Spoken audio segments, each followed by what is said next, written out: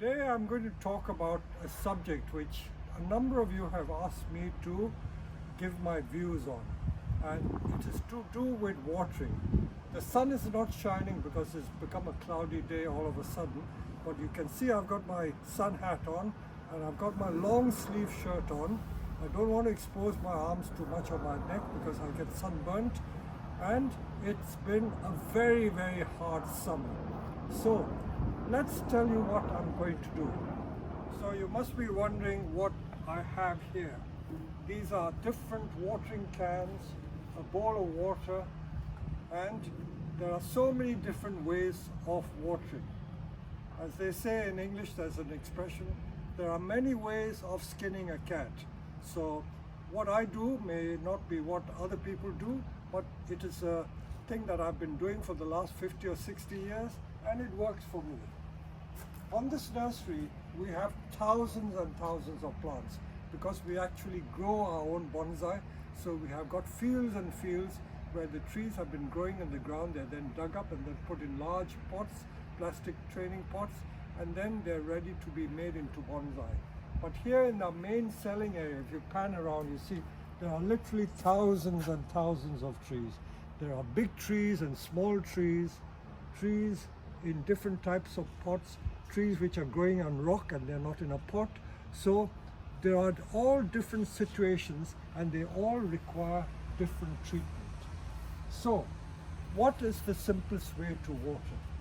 For most people, you only have a few trees in your collection. You may have 1, 2, 3, 5, 6, or even 10 trees. So if you have a few trees, I remember seeing in some of the old books people say you've got to water it by immersing it in a bowl of water. So if you come close and see, if you just had one small tree, you can always immerse it in a bowl of water and let it soak, and that is a very good way of watering. So this method is okay for plants that can fit your sink or washing a bowl, but if you have a tree which is much bigger, like that one for instance, it will barely fit in there. And if you have that, how can you lift that and put it in a bowl all the time? So you've got to adjust it to your circumstances. It goes without saying. I don't need to teach you things like that. So using a bowl or a sink to immerse your bonsai in would work for small trees. So that is a very good way of doing it because you can absolutely make sure that the water is penetrated deep, and if you immerse it so that the water is draining out of the pot, then the water has really soaked into it. Some people leave it in there for like 2 or 3 minutes to make sure it is absolutely soaked, and that will ensure that the tree is properly watered. But that is not the only way of watering. That is a good way for a few trees that you have in your collection. That is perfectly adequate, and provided they fit the sink or the bowl that you have. The other way, which a lot of people use, is your trusted watering can. You have so many different designs of watering can. These are made by a company called Herons. Very lovely watering can. So this is how they're used, and this is a 2-gallon can which can be quite heavy. So that is how you water it, like that. Just drench it. It's like giving it a little shower of rain. But you've got to really wait till the water penetrates all. But again, if you only have a few trees, it's no big deal, you know, you can easily do that. One thing about these sort of watering cans, when people come on the nursery, they always wonder why the rose is pointed upwards. That is the proper way to use it, like that. They try to take the rose out and put it the other way. That is not the correct way to use it. You can use it, but it's not the right way to use it. The proper way to use that sort of rose is to put it upright like that. So if you're not familiar with it, this is something you may learn to do. That is the way to use the rose. Okay? All right, so much for the watering can. You can get them in different sizes, but the common size is what we call the 2-gallon can. So that is okay. So these are casualties from forgetting to water. I have always said that in the 40 years as a professional running a nursery and the 60 or more years that I've been growing bonsai. From my experience, the most common cause of failure in bonsai is when people forget to water or don't water enough. I put the rate as much as 95% of all the trees that die is from not watering the tree or forgetting to water the tree. I get situations when people go on holiday for 1-2 weeks or even more. They ask their neighbors to water it or ask their children to water it. I think asking your children to water is the worst possible thing you can do, because they invariably forget, and just before you return home, 1 or 2 days before you return, they watered the trees, by which time it's too late. For 2 weeks they have not watered the tree. So it's not surprising that these trees die. So when you go on holiday, especially in the summer, watering is very critical. Make sure you leave it with a responsible person, be it your children, your relatives, or your neighbors. Teach them how to water it and make sure it is done properly. Many people ask me what they should do when they go on holiday. Can they put a tree permanently in a bowl of water or in the bathtub? Well, if you've got no one to do it for you, that is the least you could do. It's not the ideal situation because you're standing the pot in the water permanently, and over 1 or 2 or 3 weeks it could rot the roots. Not only that, the water could evaporate and you could find that all the water is gone and your tree won't get water. On a large nursery like this, we do not use automatic watering systems. In some nurseries they do, because they've got more plants than us. They've got hundreds and thousands of plants. I would say almost 1 million plants. But if they're all the similar size, you can put an irrigation system to deal with one size of tree. But on a nursery like this, where I have large trees, small trees, some trees which are on rocks, just look at this one, see. That is in such a small pot. And then those are big pots. So every size of pot requires different amounts of water. So for that reason, we prefer to do all the watering by hand.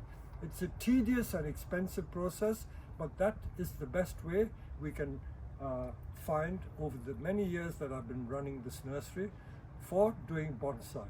So using the hand watering system is, I find, the most reliable way of doing it. So how often should you do it? I usually do it, say, what we call it, in the early spring and late autumn. We do it once a day. But in the summer, from May right up to, I would say, September, we water our trees a minimum of twice a day. That means we do it first thing in the morning between 9 and about 11 or so, and then again from 4 to 5 or 4 to 6 we water again. We try not to water it in the midday sun because it's much too hot. So that is the frequency of watering. Now how to water, that is another critical thing. So we're going to talk about that now. I'm standing next to a large dissectum maple which is growing in a flower pot. You see the flower pot there? And some of the roots have gone into the ground. Look at it. It is almost perfect. It's growing in a flower pot, but there isn't a single scorched leaf. And yet this small Dishojo here, look at the leaves, they've been scorched. It's because the pots are small. We have thousands and thousands of these trees, and the odd one can get missed. I did talk about what to do when you forget to water or don't water properly. You can do leaf cutting. That's another subject which was covered in another video. But it just shows that when plants are growing in the ground or growing in large pots, the watering is much easier. So hose pipes. Even on hose pipes, I could give you a 1-hour talk, isn't it? So what do we use on the nursery? We use 2 sizes of pipes, hose pipes. This is a 3/4 inch hose pipe, and that gives a larger volume of water. This is what we call a 1/2 inch pipe. Those of you who have your garden hose pipes, they're mainly the 1/2 inch pipe. They give less water, but these ones in a commercial nursery, we prefer to use this. Now, how do I use this one? There are many ways of doing it. The most common way, in fact, there is a Japanese device here. This is called a rose. It's made in Japan with very fine holes, and you can attach these hoses to like a 1/2-inch pipe and use it that way. We use the commercial ones. These are proper ones which we use on a nursery. Mind you, this is not cheap. Just that costs £90 or more to buy. So they are quite expensive. And we have these couplings which we just couple like this, and that's how it's used. Let me just show you the water that comes out of it. So that is the very fine rose that you get from this device. You see how fine it is. And if I can show you what we do, we simply go around and drench the entire tree. We drench the leaves as well. It's like giving a heavy shower rain. And then also we water the pots. So again, let's look at some of these trees. We water the leaves, water the foliage, and then make sure it soaks into the pot. I would say if you count up to 10, like 1, 2, 3, 4, 5, 6, 7, 8, 9, 10. So that is one. So you go around and do it. If you have a small collection, it's easy. But when you have a large nursery, it's not so easy. Now, as I always like to remind you, different people have different ways of watering. And many people laugh at me because I have always just used my thumb over a hose pipe. Like this. It gives a large volume of water, but if you use the thumb from the end of the hose pipe, you can see how I can manipulate it. I can make it go far like that. You see, it's like a firefighter's hose pipe. Look at that. Look at the distance it goes. If you use your finger, you can just adjust and literally go to any plant you wish. And that is why I prefer to use my finger like that.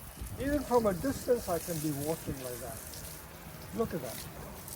You see how convenient it is. I don't have to go close. I can literally squirt wherever I want. It's literally like using a firefighter's hose. So that is why I still prefer to use my finger when I water.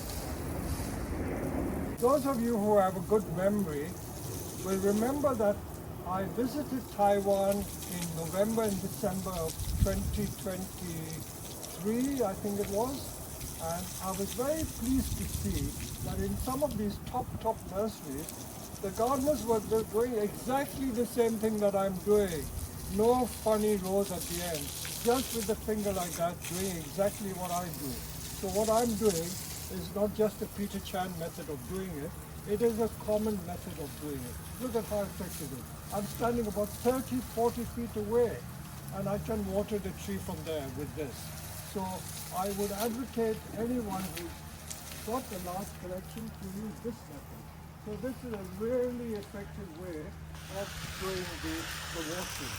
When it comes to watering trees that are on rocks, that becomes more difficult because the rock, can you see, the root ball in the rock is very, very tiny. So you got to really drench the rock and make sure that you're getting the root ball carefully. And of course the roots do go into the gravel or the soil eventually. So anything growing on a rock, you've got to be extra careful how you water. So as I said, we do each of the plants, not just once. If you do that, you walk away and you come back after 10 minutes, do it again. We like to do it 2 or 3 times because one drenching doesn't really penetrate. If you look at a pot like this, which is so deep, if you did it only for 5 seconds, it will only water about the top 2 inches. It won't penetrate.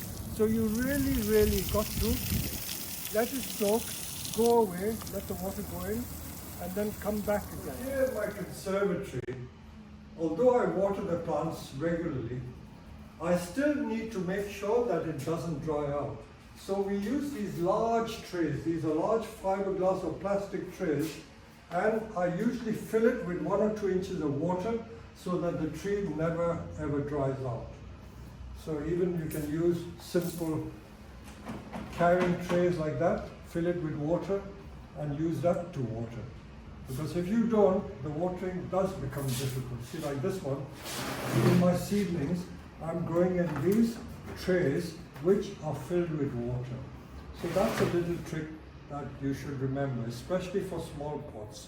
But this greenhouse gets very hot, and that's why I prefer to stand my ficuses in just like 1 inch of water. If you come here and see, it's not up to there, the water only comes to the base of the tree. So that's how we water them. So same with these, you can see how they're watered in here. And you see how lush and strong the trees are. This again, in 2 or 3 days, the leaves have become double in size. That's the famous ficus that I showed. This is the religiosa, or the Bodhi tree, the tree under which Lord Buddha sat. For very small trees, if you are very meticulous in watering, you can make sure that the soil doesn't dry out by constantly watering or keeping a close eye on it to make sure they don't dry out. But on a nursery like this, where we have thousands of plants, sometimes it is so easy to water. Now these pines, they're commercially produced in Japan, and they grow this in this pumice rock. So you can see it's so densely packed. There are hardly any amount of soil in there, and watering is very difficult. So we stand these on a tray of water. So when they're grown on rock like this, or if you have very small trees, then stand it in a tray of water, but don't let the entire root get submerged. We only let the base stand in water to suck the water up. So that's another little trick that you can do. I know that in some hot countries, they stand them permanently in trays of gravel. So again, to ensure that they don't dry out. So there are all sorts of tricks you can do to make sure that the trees get hydrated.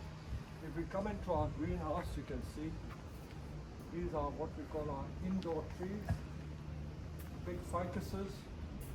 Now when we are grown in a greenhouse like this, we don't need to put an under tray, but if you grow it in your home, it's always a good idea to keep a little plastic or a ceramic under tray to collect the water, and that also helps the humidity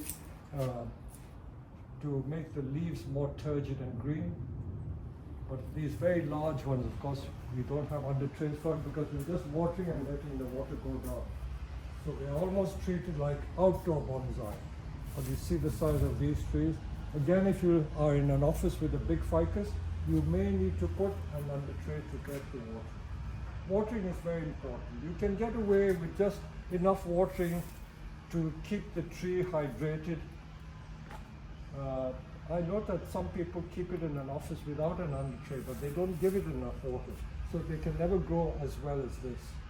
So keeping them well watered is the secret to growing indoor plants well. Look at all our ficus, they're in such good condition. And that comes from making sure they're well watered and also fed. So feeding is another subject we can talk about on another occasion. But during the summer, don't forget to feed your trees. In fact, I could more or less give you 1 or 2 tips, because we have so many types of fertilizer here. There are all types of Japanese fertilizers, pellet fertilizers, and for indoor plants, some people use liquid fertilizer. But feeding is also important. That goes together with the watering. But it's not a big subject, not a difficult subject, so don't be depressed. But of all the chores in bonsai, watering is by far the most important one. Okay.